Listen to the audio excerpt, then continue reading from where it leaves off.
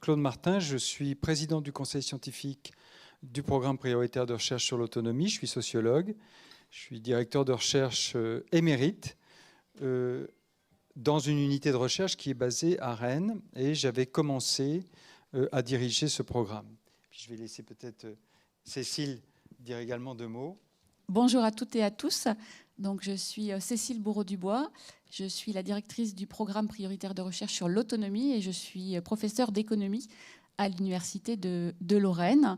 Et à mon tour, je me joins à Claude pour vous dire tout le plaisir que nous avons de vous accueillir aujourd'hui pour ce colloque sur le devenir et l'avenir du secteur du grand âge et du handicap. Alors, deux petits mots sur le programme lui-même. D'abord, pour vous rappeler que dans le hall, vous avez des présentations de chacun des projets. Donc, je vous invite vraiment à les regarder attentivement. C'est la première, en fait, rencontre nationale du programme lui-même, qui a commencé ses travaux en 2020. D'abord avec un conseil scientifique qui s'est réuni pour identifier des défis, pour formuler des appels à projets et pour réussir à identifier des consortia qui vont travailler pendant 5 ans à partir de la date de démarrage de leur projet sur cette thématique.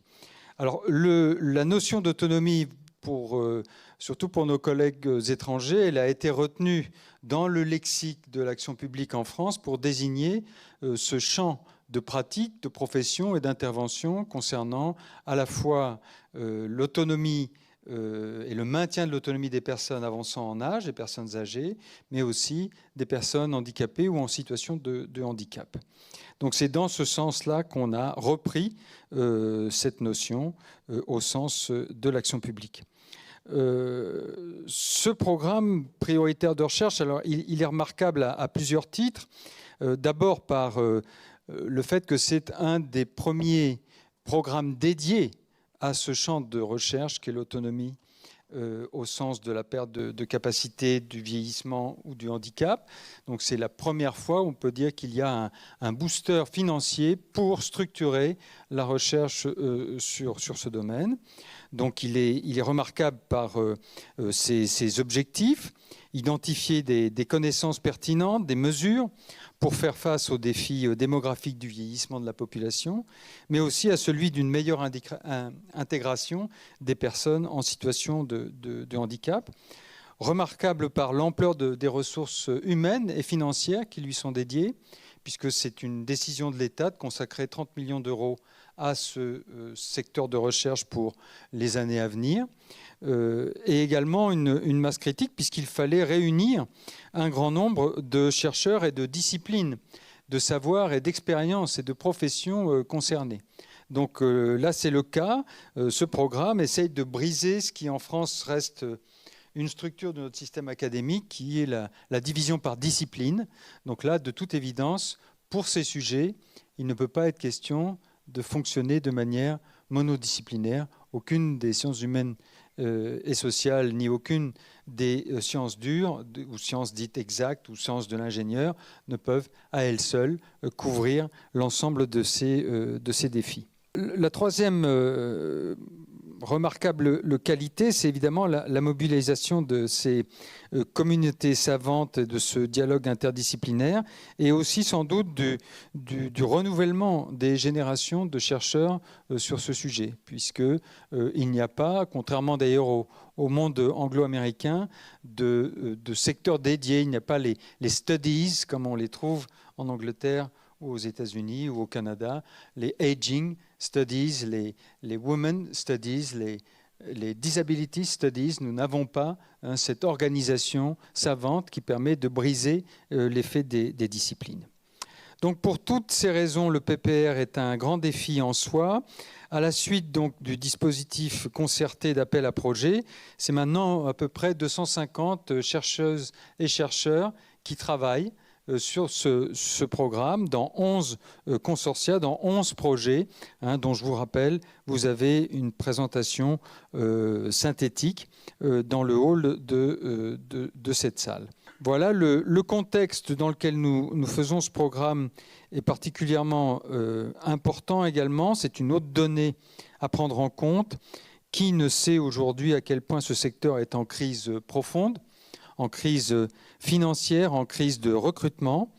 Comme le rappelait d'ailleurs il y a peu la presse nationale à la veille des assises du secteur, justement, du secteur du handicap et de la perte d'autonomie. Les 2/3 des établissements qui accueillent des personnes âgées dépendantes sont en déficit, et qui n'a d'ailleurs aussi entendu parler des recommandations adressées par l'ONU à la France sur les politiques qu'elle mène en matière de handicap pour pointer un certain nombre de retards ou d'insuffisances.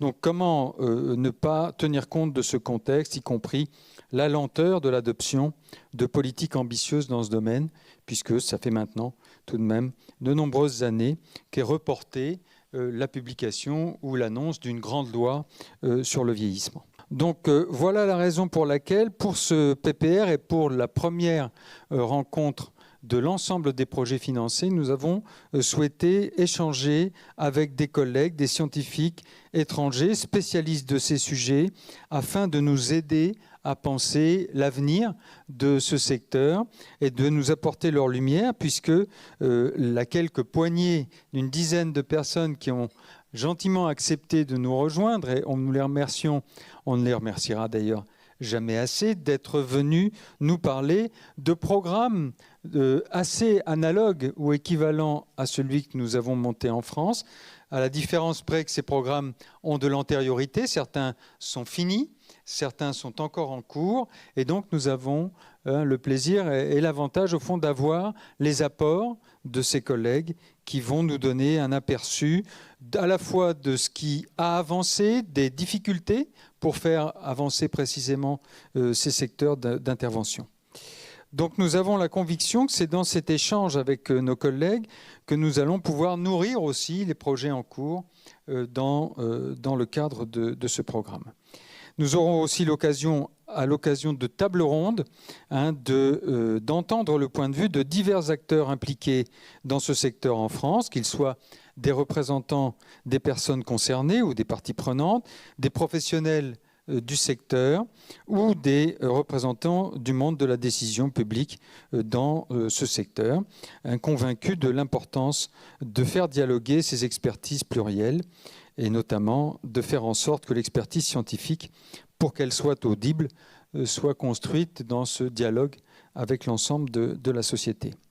Voilà, il ne fait pas de doute à ce moment que ce colloque va être l'occasion de montrer à quel point, j'espère, la recherche peut apporter à ce secteur, au-delà d'ailleurs des décisions ou des non-décisions généralement court-termistes, comment la recherche peut nourrir au fond et fabriquer un horizon pour nous tous. Mais je vais laisser immédiatement Cécile préciser un certain nombre de choses sur le détail de notre programme. Merci beaucoup. Merci Claude et merci pour ce rappel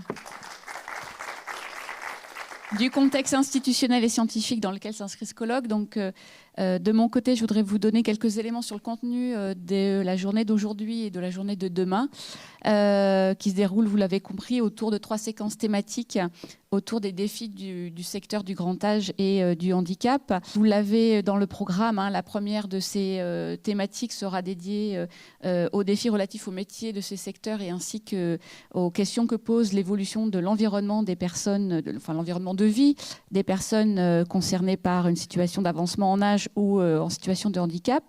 La seconde thématique sera dédiée aux défis soulevés par l'aide informelle. Et enfin, la troisième séquence sera dédiée aux défis posés à la construction de solutions pour et avec les parties prenantes du secteur qui nous occupe aujourd'hui. Chaque thématique donnera lieu à une intervention d'ouverture par un expert étranger et cette ouverture sera ensuite suivie par une table ronde animée par un modérateur ou une modératrice qui aura la mission d'introduire à la fois le sujet, mais aussi de faire circuler la parole entre les différents intervenants et intervenantes des tables rondes. Toujours au titre des éléments relatifs au programme, nous aurons le très grand plaisir d'accueillir deux grands témoins du secteur du grand âge et du handicap, à savoir Monsieur Jean-Philippe Vincan, qui est le vice-président du Haut Conseil de la famille, de l'enfance et de l'âge, en charge du Conseil de l'âge, ainsi que Monsieur Pifto, conseiller d'État, qui pour sa part interviendra à la fin de la journée de demain, tandis que M. Vincan nous fera le plaisir de clôturer l'après-midi de aujourd'hui.